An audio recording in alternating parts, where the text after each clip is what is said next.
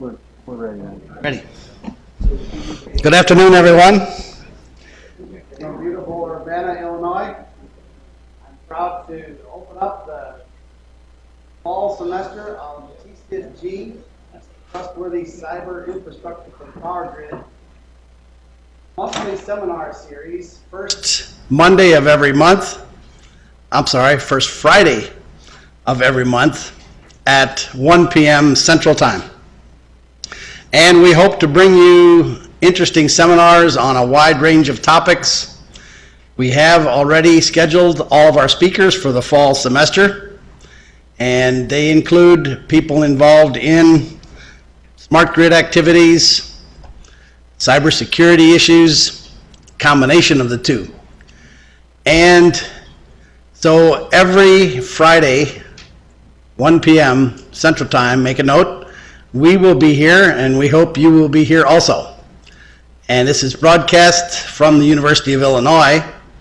We are the headquarters for the TCIPG project, but it also includes UC Davis, Washington State University, Cornell, and Dartmouth. And as a multi-university center coalition, we have resources throughout the country. And we are funded by the Department of Homeland Security and the Department of Energy. So the opening talk this morning, or this afternoon, this morning if you're out in Washington State, our speaker is Bill Sanders, who is the Director and Principal Investigator of TCIPG. Bill is on the faculty here at the University of Illinois in the Department of Electrical and Computer Engineering. He is a computer engineer by training from someplace in Arizona and someplace in Michigan. He spent time, and he is our director of the Coordinated Science Laboratory, which is a multidisciplinary research unit, one of the premier units on the campus. So Bill Sanders is that unit director, and he is also the director of this TCIPG project, and he's going to comment on the past and the present and the future of TCIPG. So I bring you today Bill Sanders. Thank you, Pete. Oh, you don't need to do that. Thank you all for coming on the Friday before a holiday weekend, too. Well, this was a really hard talk to prepare, partly because I was in Singapore yesterday, but the reality of why it was hard to prepare is I'm going to try to represent the work of a lot of people. This is really, as it says, just the highlights. I'm going to definitely leave out some good work that's going on here, but I want to show you a bit about what we're trying to do here in the TCIPG Center. Just to start out, I think everyone knows these challenges very well, but to set the stage, what are we trying to do?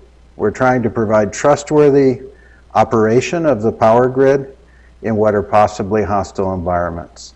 So let me just talk a little bit about what each of those terms mean. First, trustworthy. This is a word that's been used in different contexts, in different ways, but what we mean is a really broad use of the word here, a system that does what it's supposed to do and nothing else. So our primary goal, and really the challenging goal, if you will, of systems like this, is that they're made up of many different pieces, but the goal is to provide continuous delivery of power. So there are many aspects of that. It's availability, it's security, it's safety, and in each of these we've got to balance them in order to reach those goals. Second really issue is what kind of environment is the system in. We primarily are concerned in this center with malicious attacks, so things that are traditionally thought of as security, but we also are concerned with other impairments to this trustworthy operation. So things such as accidental failures, things such as design flaws also play into this. And again, one would hope is we can design holistic solutions that work and tolerate impairments of all these kinds. And then finally, it's obvious, I guess, in the case of the power grid, but we need to be aware of the case that this is a cyber-physical system, has both physical components, as Pete would say, the big wire components, and cyber components, the little wire components, and we have to take into account that interaction as we try to provide this trustworthy operation. So that's the problem, and it's a problem that is now very well known and lots of activities going on. We started looking at this in a very serious way about the turn of the century, about 2000, 2001, and realized then, as I guess others were starting to realize at the same time, that this was going to become a very big issue. So what is the TCIPG Center and about? As Pete said, our center funded by Department of Energy and Department of Homeland Security. The goal there really is to provide fairly fundamental but directed work, provide technologies, provide procedures, provide approaches for permitting the design of this trustworthy cyber infrastructure. We believe that, that among the ways you might try to achieve trust, resilience is an important component here, and I'll talk about that in a minute. But we believe that through design of cyber systems, we can build something both on the distribution and the transmission side that will allow one to operate through attacks. So the technical focus with that kind of vision is resilient and secure smart grid systems. And by that, we mean a system that uses multiple ways to protect itself. First thing is to the best you can, protect the cyber infrastructure from attacks. So keep the attacks from occurring, okay? And in that case, a lot of classical security approaches can be used, but classical security approaches that need to be tailored in ways that they are efficient in an embedded environment like the smart grid.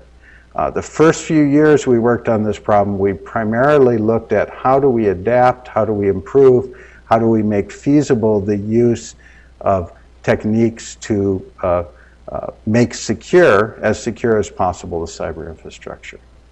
But then because we realized, and we realized all along, but that you cannot protect against all attacks, we need to build a system that's resilient. So this kind of system then would make use of state information, both cyber and physical state information, to detect, respond, and recover from attacks. So in a sense, what we say in a simple way is protect the best you can, and you should always protect the best you can, but realize you can't build a perfect system, realize you can't protect perfectly, so then detect, respond, and recover from attacks when they occur. And you need to do that, and what the interesting, both in a sense the challenge and the opportunity is that you have both cyber state information, things like classical IDSs, again, tailored for use in the power domain, but also physical state information and physical constraints, if you will, the laws of physics that say how the system can behave. And you can use all three of these things, the cyber information, the physical information, and the physical laws about how the system can behave in order to do this detection, responding, and recovery. So that's the main mission, but we have to do that while respecting that the system itself is changing radically. Now, it wasn't clear when we started about 10 years ago thinking about this problem, how quickly the desires of people in the power industry would change towards systems that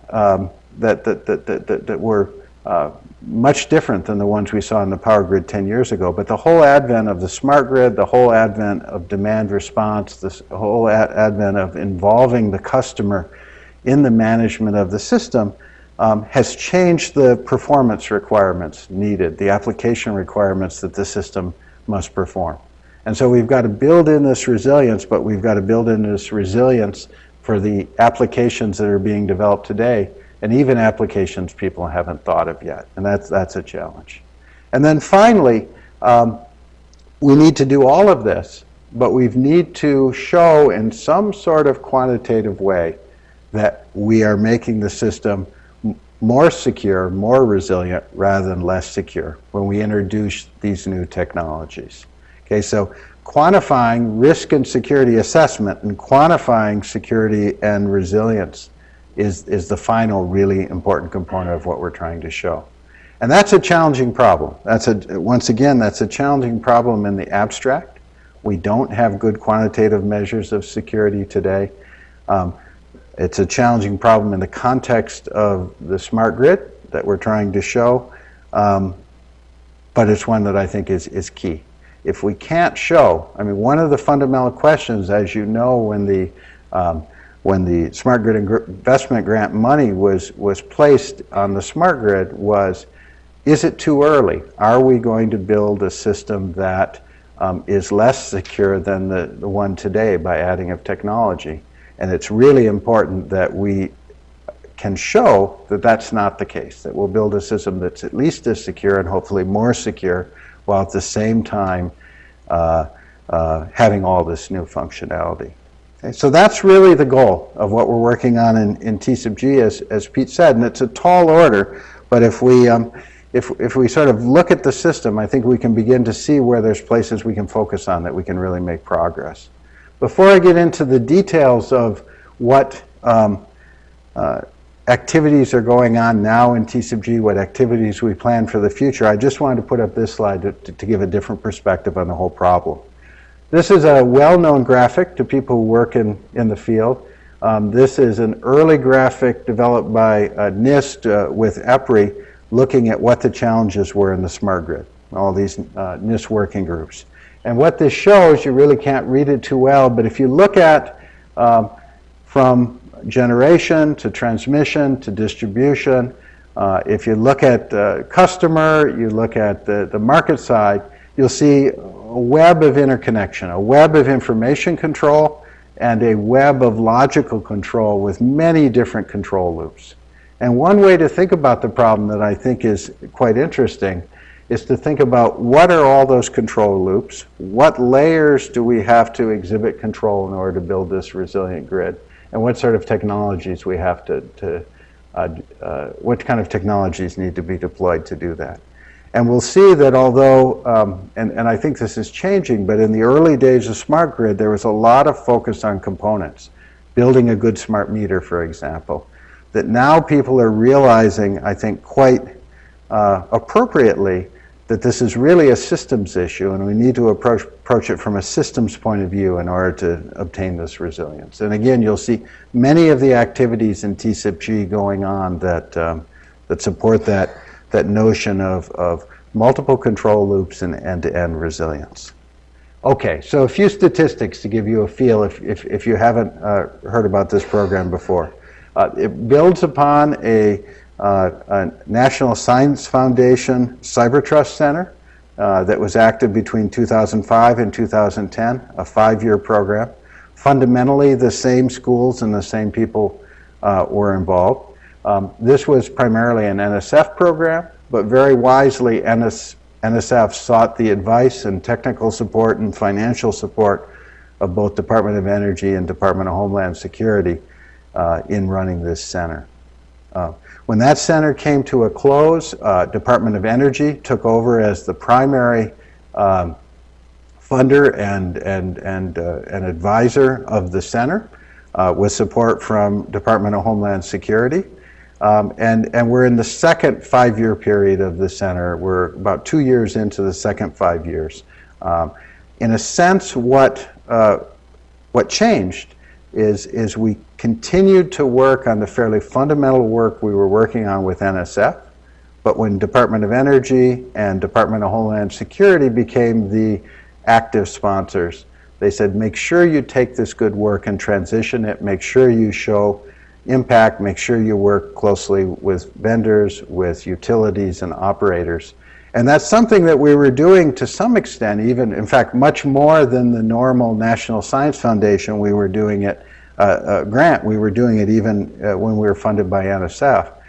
But we now have taken on our staff security engineers, power system engineers, programmers that work with the graduate students and the faculty that work with the Industrial Advisory Board to make sure that we can demonstrate and transition projects that are promising. And you'll see some of that as I go on too. And Pete already said this, but this is definitely a collaboration of 5 universities. You see the universities listed there, and they all have active researchers, both graduate students and faculty members and staff at all the locations. Okay, I should just mention, and this is a slide just for Illinois, but at all the schools, this is but one of several projects that are going on. In a sense, you can think of TCIPG as the core, where the fundamental ideas come out, but in order to more effectively transition those ideas, we're involved both at Illinois and other places in a variety of Department of Energy funded projects, international projects, testbed projects that are looking at how do we transition the technology. So these are just the ones that happen to be going on at Illinois, but there's similar sets of projects going on at all the schools. So as I said, industry was a big part and is a big part of what we're doing. We have 2 different industry boards, and we both want to thank them, but also engage them for their work. The first is the TCIPG External Advisory Board, and that's a small board by design, picked by Department of Energy and Department of Homeland Security, that works closely with us and gives advice on the progress of the center. And you can see here it's mixed between vendors, it's mixed between utilities and people at government, and I guess EPRI as a utility representative. And these are folks we work really closely with and give us advice on the directions of the center.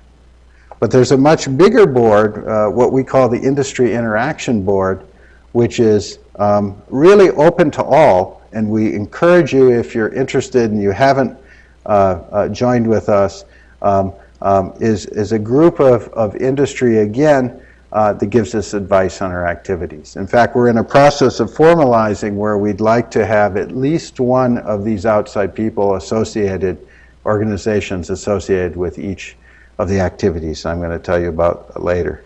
Just to give you a feel of what kind of companies there are, these are those that attended our November 2010 Industry Government Workshop. And at the end of the talk, I'll tell you about the dates for the one that's coming up this November. And if you're an industry member or a government member, we really hope you can join us at that meeting. But that gives you a feel of the people we are working with. Okay, how are we organized? And again, this is an organization that changes over time, but it really focuses the parts of that really big smart grid resiliency problem that we're working on. At the highest level, and from a technical point of view, we're organized into clusters. So clusters integrate work between things we call threads and activities into these areas that we think are really critical to make progress on building this resilient grid. The first 2 really talk about, if you will, technologies, end-to-end slices where we think it's critical that one build in resiliency. The third talks about resiliency technology itself, and the fourth talks about assessment, the thing that I said was so critical. So just to look at the first 2, the first one focuses on wide area monitoring and control, and looks at a national level, focusing on transmission, but on a very different kind of transmission system, which has really wide-scale situational awareness, how one builds a cyber infrastructure that's resilient. On the other hand, the second cluster focuses on the distribution side, and particularly on technologies that can be used on the distribution side for active demand management, and looks again at the control loops you might find there, and what sort of monitoring, what sort of responses does one need in order to build resiliency there. And then, as I said, the third cluster focuses on on resiliency techniques themselves that can be applied in the other two clusters in various applications, and the fourth focuses on risk and security assessment.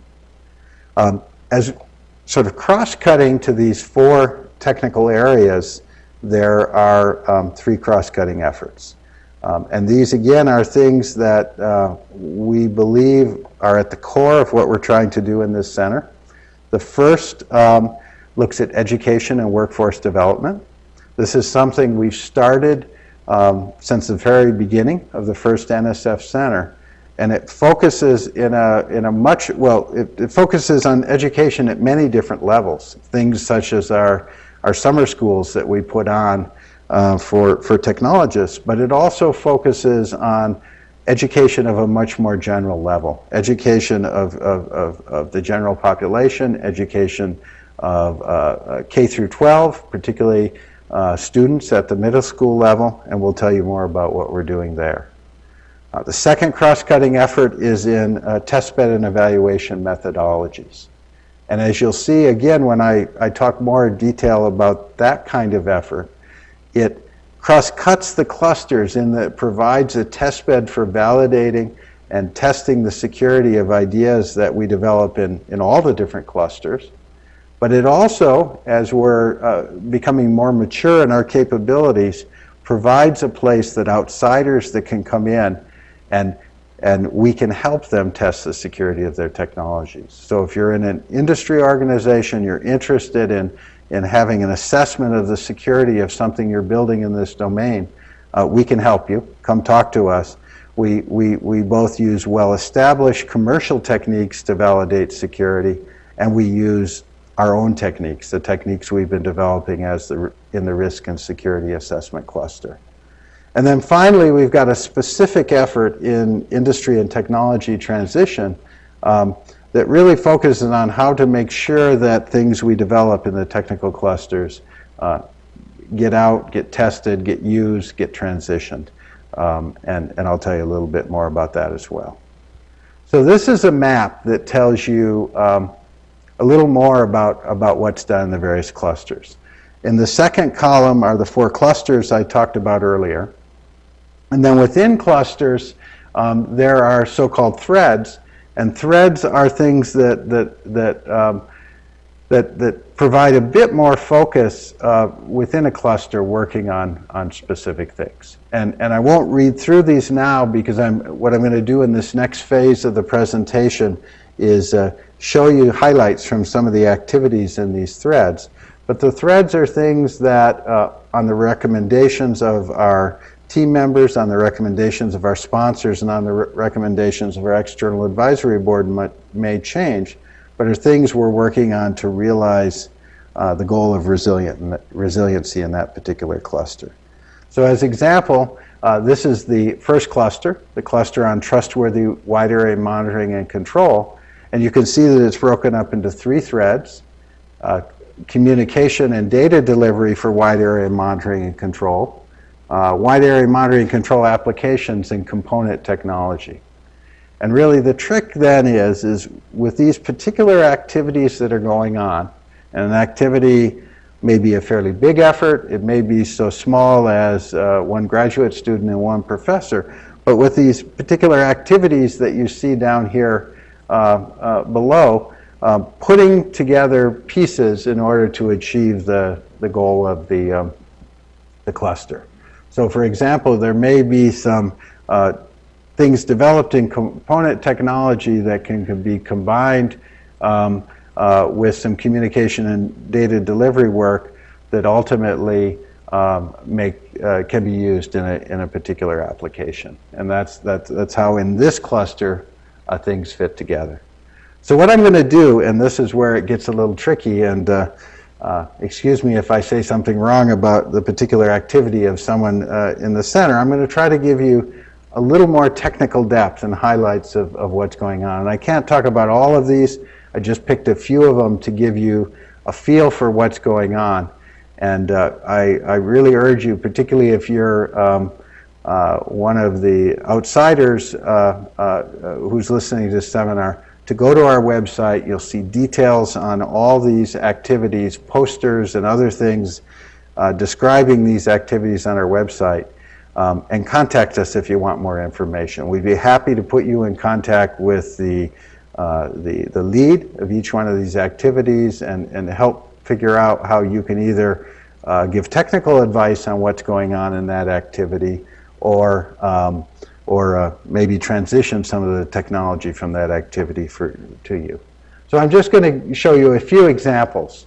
And I start in this case, in some sense, from the broad and the fundamental, and I'll move over the few activities in this cluster that I'm going to highlight down to some fairly specific results that are coming out and being transitioned. This is a very abstract activity in a sense, in that it uses fairly fundamental mathematics to understand some fairly radical new ways that a grid might be organized. As you see here, they're looking at decentralized peer-to-peer approaches and protocols. But one that, particularly as we move to microgrids, distributed generation, these kind of things, might become a very valid way to organize activities. This is a work going on at UC Davis. Sometimes they're at a particular school, sometimes they're mixed. And you can see here that it's looking at everything from new kinds of loads that might be put on the network, such as electric vehicles, but also looking at the architecture of the interconnection of communications in the power grid network to support those different kinds of things. It's taking a fairly fundamental look, using the mathematics of graph theory and other kind of things in order to analyze these systems and test the goodness of particular topologies for communication and control that might be used. Moving forward, a very mature activity that's been going on for a long time within the center is an activity based on the GridStat middleware. GridStat is a publish and subscribe package, software package, tailored to grid-type communications, the kind of communications. So publish, subscribe middlewares are persuasive. There's general computer science research going on in them, but this is a publish and subscribe middleware that's tailored to the kind of communication requirements and the security requirements and availability requirements that are needed in the grid. The middleware itself is fairly mature. It's been demonstrated, for example, in connections between Idaho National Lab and Washington State University. And this activity is looking at how to implement some particular security mechanisms within that middleware. Cones is another activity going on. This is one at the University of Illinois. CONES stands for Converged Power Grid Cyber Networks. And the idea here is that much as we have converged data and voice and other things in the general internet, that we also would like to have converged communications in power grid cyber networks. Now this has to be done in a very controlled way, because these networks, for example, a network that's a control system network and a network that might be running other kinds of information flow, less secure, less requirements on timeliness. It would be nice if one could run on the same physical network those different kinds of applications. But it would have to be done in a way that in no way would compromise the security and the availability of the control system network. You see here from the slide that they do this using as much as possible COTS components. They use previously derived results on real-time scheduling, previously derived results in the project on security, and have built a converged network where they can demonstrate the isolation of different kinds of traffic within that network. This is something, again, a fundamental project that was funded within the TCIPG TCIPG Center, and now has been transitioned to one of the Department of Energy industry projects, a project led by the Grid Protection Alliance and conducted jointly by University of Illinois, PNL, among others. And it's called the SciGate project, in which we're actually building application gateways that can transition or can transport different kinds of traffic in a secure and real-time manner. So here again is a case where something that started out as a fairly fundamental research project is now being built into a what you might say commercial prototype that will be demonstrated in a real grid setting. Here's another example of a project that is fundamental in the sense that it's being used to build this overall wide area trustworthy communications and control. This is a project in cooperative congestion control for power grid networks. And the idea here is to, and this contributes much along the lines of the cones work that I talked about earlier, the idea is to provide a non-centralized and cooperative way to do congestion control to ensure that real-time requirements that are needed in these networks are met, even when there may be slowdowns due to performance problems, even when there may be failures, even when attacks must go on. And this is a work that's, once again, reached a stage of maturity that we're able to start looking at how these kind of techniques can be implemented in gateways such as the SciGate project. And I should say in several of these last activities I talked about, the NASP net is a motivating example. So that's the wide area cluster. What I'd like to do now is give you a few highlights from activities going on in the active demand management and the distribution side cluster. As you can see here, there's a variety of activities going on, everything from vehicle to grid, agent technologies that are used on the distribution side to communicate information securely, to things such as AMI systems and intrusion detection systems for AMI. So let me just highlight a few of these. This first one's a specification-based intrusion detection system for advanced metering infrastructures. The idea here, and in many of the projects, is to use characteristics of the power grid itself to improve upon a general idea being in this case intrusion detection systems, but improve upon a general idea to make it applicable to the grid and function better than a general purpose solution would. So in this case, what we do is we analyze AMI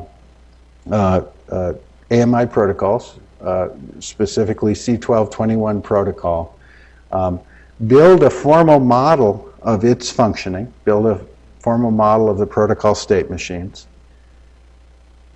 hypothesize detectors or tests that might be used to detect certain kinds of attacks or failures in such a system, and then in an offline way prove the goodness of a set of these detectors with respect to their ability to detect certain kinds of attacks.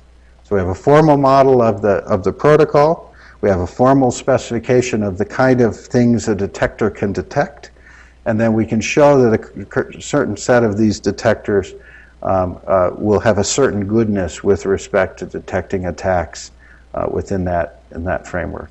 And this is something that works in a sense because we have a tighter control than in a normal situation of the kind of information that ought to be flowing on these networks. This is work, again, that started out in a fairly fundamental nature.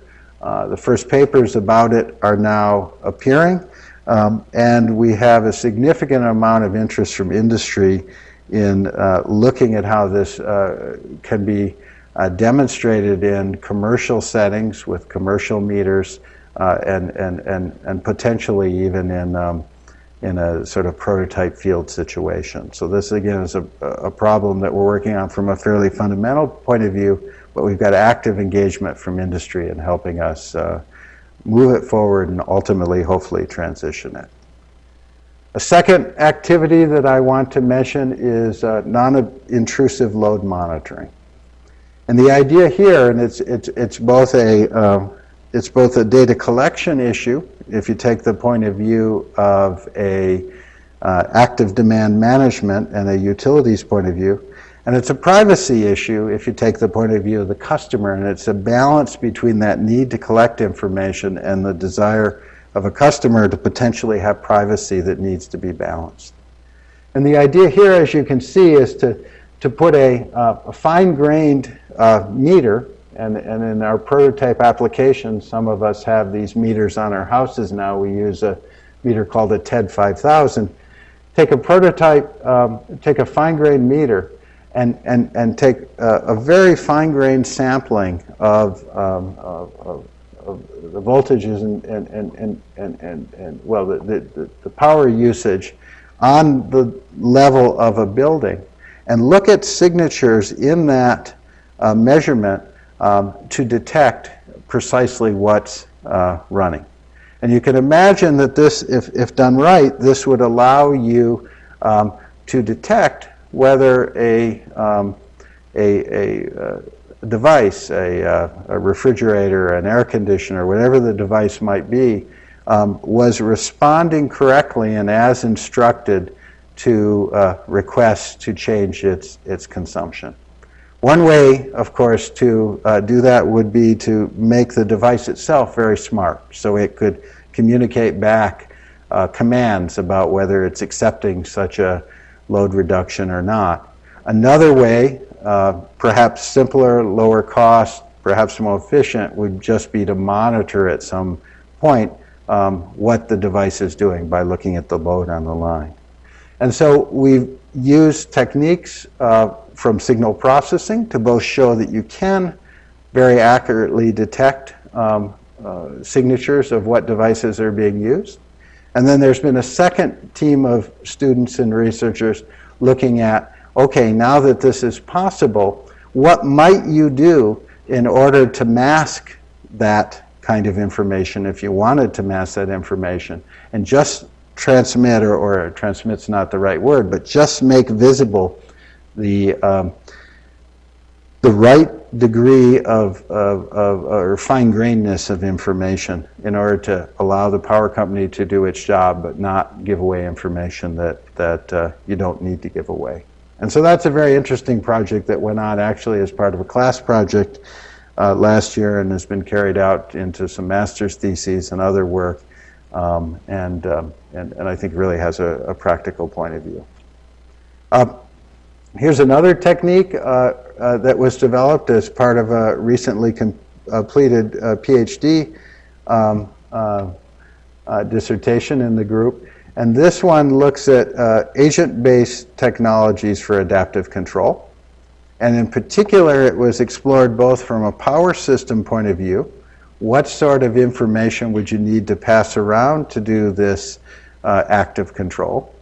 But also from a cyber point of view of how do you build agent technology that itself would be resilient to attacks? Because if you're depending on this information to do your active demand management, then you need to have some assurance of the quality of information that you're being provided. So this is an example again of a power system and cyber system research that needs to come together in order to make this possible. Let me move on now to the cluster talking about responding to and managing cyber events. And I'm going to give you two examples. One example up at the up at what you might say up at the system level, where we look at monitoring of a network associated with the control room, and one at a much more fine-grained level that looks at monitoring, excuse me, detecting and responding to attacks at the level of an individual component or box. And they really use a lot of the same techniques. The goal in both of these approaches is to use good mathematical techniques in order to do detection, response, and ultimately recovery, but have, if you will, very different focuses of the levels on what they do. So the first one is called the recovery and response engine. And the recovery and response engine uses techniques based on Markov decision process and competitive Markov decision processes to take sensor input and make recommendations on what sort of adaptations should occur. And it's got a variety of techniques. It's invented detectors that are based on monitoring communication. It's got the notion of attack graphs that are used to specify consequences of attacks and possible responses that could be taken.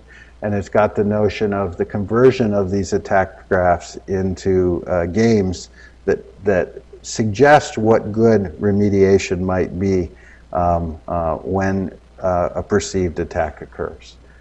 So this is a technique that's been demonstrated in the lab. It has not yet been used in a practical setting, but begins to provide information that operators need, much like they have on the power system side now, but on the cyber system with regard to the health of the network. The second activity in this cluster I want to talk about is called assessment and forensics for large-scale smart grid networks. And as you can see from that figure, which is a little dark in the colors, but I apologize, but you can see from that figure that it focuses down on the level of a box with an operating system with sensors in that operating system, focuses on how very fine-grained forensics that has been used in the past in an offline manner for detecting attacks within a box can be used in an online manner both to detect and then respond to those attacks. And you can see some of the details of that. There was a completed PhD thesis in this. They're looking at it both on a box and looking at it in a local area network with some switches, with some NICs that actually can do a very fine-grained capture of data that's going on. Okay, the last cluster I want to talk about is the risk and security assessment cluster. And in this cluster, we break the activities up into two types, model-based tools and experiment-based tools. And I would have to say that they're complementary, and I would argue that both of these are needed as we assess the quality of the security of the approaches that we develop. In the case of model-based tools, they can either be used at design time to look for design flaws, and I'll show you some examples of that, or they can be used on a real system, but to learn how to use models to analyze the security of that real system. And the experiment-based tools are based on testing real implementations and finding the flaws in a sort of very direct manner. So again, let me just show you a few examples of this kind of work. The first one is a thread that we've been working on for quite some time in TCIP and TCIPG, and it's focused on the fundamental modeling methodologies for power grid control system evaluation. The real challenge here is to combine simulation-based models of the cyber side of a network, the kind of level of detail that for those of you in the computer world that might be NS2 or NS3 models, although we use our own modeling tools, as you see there, SSF or S3F, the new version of it. Combine these simulations at a fairly detailed level of the cyber network with simulations at some level of depot of the power system itself. So either steady state solutions, transient solutions, very fine-grained transient simulations, with real hardware in the loop. And combining the hardware in the loop with physical resources, with simulated cyber resources, and with a simulated power system network, and look at the effect of attacks on one part of the system on the other. So this is really understanding how attacks on the physical side impact the cyber side, attacks on the cyber side impact the physical side. And we've demonstrated this connection. We've demonstrated the ability, for example, that looks at how a denial of service attack on the cyber side might impact the flow of power system data and then ultimately the functioning on the power system. And we continue to develop more efficient protocols and models that enable us to analyze larger systems. And again, you can see on all of these activities, you can see a lot more work. Here's another very specific example of the combination and the coupling between cyber and physical components. This is a focused look at GPS clocks that are used in data collection in wide area measurement systems. And this looks at a quantification, so again an assessment, but now an assessment of a very particular thing, an assessment of how attacks on the GPS clock infrastructure itself could impact first of course cause errors in the recording of measurement data about the physical side of the system, and then ultimately cause unavailability and errors or an incorrect control, if you will, of the physical system itself. In this case, without going into the details, we've been able to show particular spoofing attacks on GPS systems. We've been able to show their effects on power system flow. And so here's an example of how we've looked at a standard algorithm used in a power grid. We found issues with it, and then we've begun to look at how you remediate or how you provide resilience to those kinds of attacks. Another tool that is quite mature and has been transitioned is something called NetApp, or the Network Access Policy Control tool. And this tool takes firewall policies as specified by NERC Standard 5. It takes firewall rules, real implementations of firewall rules. It either takes a topology or it discovers a topology if you don't know the topology based on those firewall rules. And it provides guidance, or I can say more strongly, it provides proofs about whether a particular global policy, as specified by a NERC standard, is obeyed with that particular set of firewall implementations.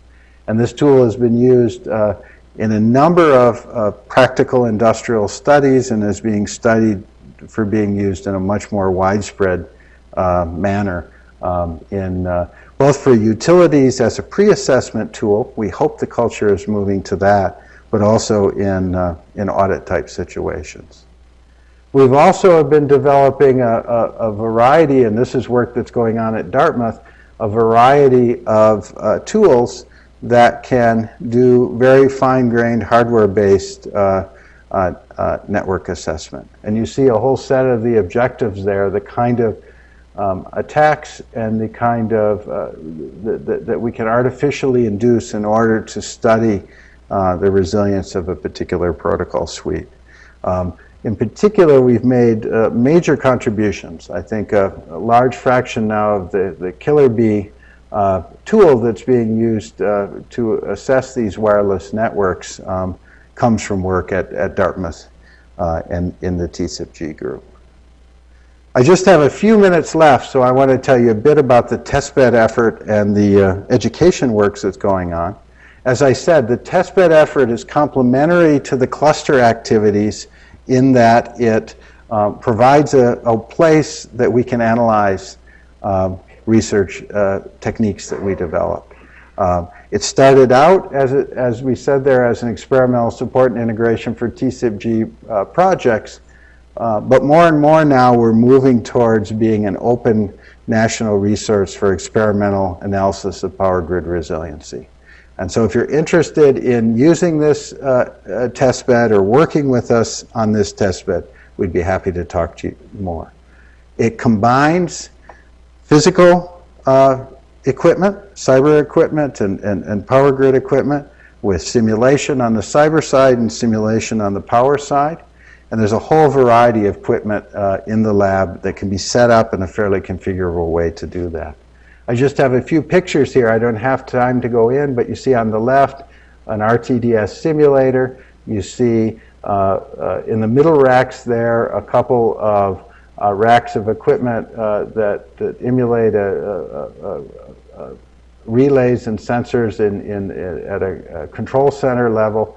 And on the right-hand side there, you see a set of servers that's being used to do simulation at a really high-scale level. In fact, we're collaborating with folks in the Deter simulation testbed in order to simulate things both on the computer side and on, or things on the computer side and things on the power side. Here's another test bench in our lab that does simulation work and physical work on the transmission side, and a third on the distribution side. Now I've got to the, there we go. I've got to the education slides, and the education slides have more bits in them than any other slides. The whole thing pauses. This is just a snapshot of the wide variety of education work that goes on. Everything from museum exhibits that we put on to web-based applets that tens of thousands of kids all around the country have used, educational material with those developed applets that you can download and use in your child's classroom if you want, or point teachers you know to it. These are examples of the kinds of things we've done, and we've focused on our much of our activities on the middle school kids, but we're now focusing even on younger kids as well. We think this is really important, by the way, because this is the age in which kids really decide a lot about their future, and we want to make power system engineering, we want to make computer science, computer engineering really interesting these kids at this age.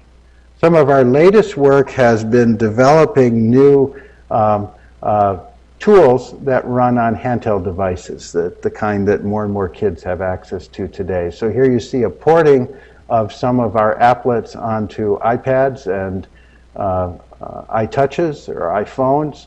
And you, in the left-hand side there, it's not quite released yet, but there's a storybook that teaches about power system and cyber issues really to small kids.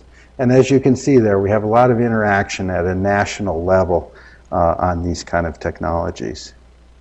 Finally, if you're here today, you know that we have webcasts on the first Friday of each month, and these are usually, although it's me today, these are usually outside guests that come and interact with us for the day and then give a nationally webcast seminar. So we invite you to sign up for these if you, and to attend these if you haven't. And then finally, I wanted to give you this set of resources on where you could learn more. Our website is there. If you'd like to get on any of our mailing lists, please email us at info@tcipg.org. And if you're an industry member or an academic member, we really urge you to request an invitation to our industry government workshop. We've been doing these for, I guess, 7 years now.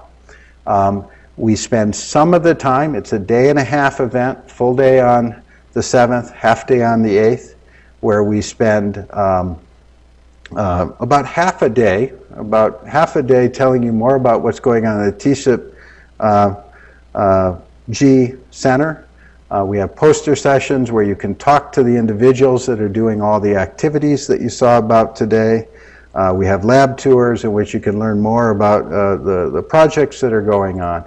But then in addition to that, there's about a full day of panel sessions in which industry and government people and the TCIPG team members interact really discussing areas that are the biggest challenges in building a resilient grid and approaches that should be taken.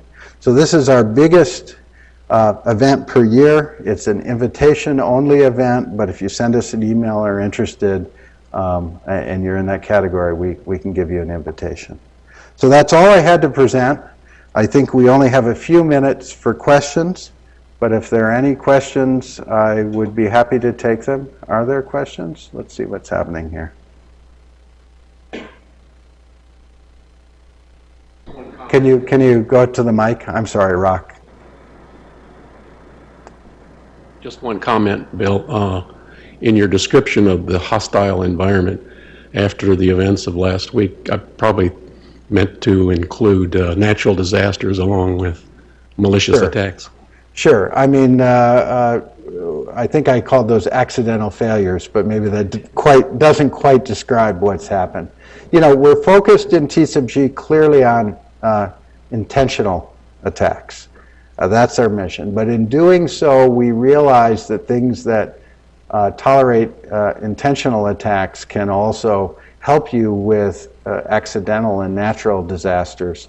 And so we don't think of, we try to think fairly broadly about those things. Other questions, either online or, do you mind coming up to a mic, please?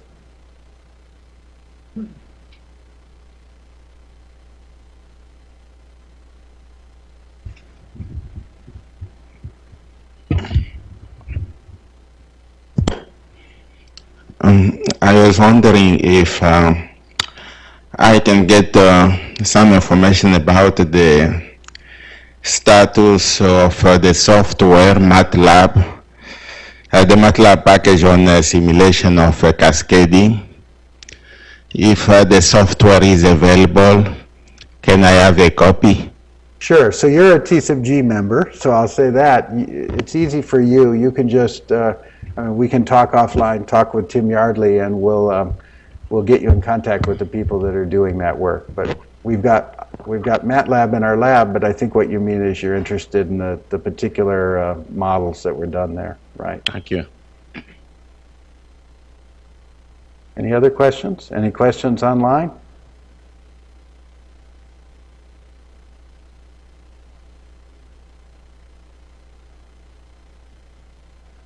Oh, if you're interested in using our lab, just send an email to info@tcipg.org. Tim Yardley is in charge of our lab, and we'll pass you on to him, but the easiest thing is just to email that info email address, which you see on the screen. And for any information, we'll make sure you get to the right person. Same if you're interested in any of the activities that you see listed here. We just email us, and we'd be happy to connect you, whether you're an academic or industry person who just wants more information, or an industry person that's interested in technology transfer. Any other questions here or online? No? Well, I see Pete pulling me off the stage, so thank you very much, all.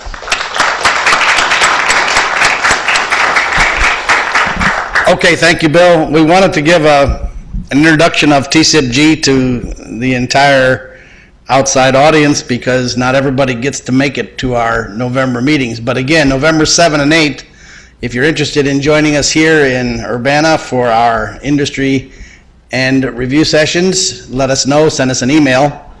Our next seminar will be the first Friday of October, it will be October 7.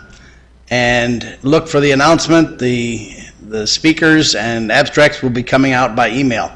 So thank you for joining us, and please put us on your calendar for October 7, next seminar.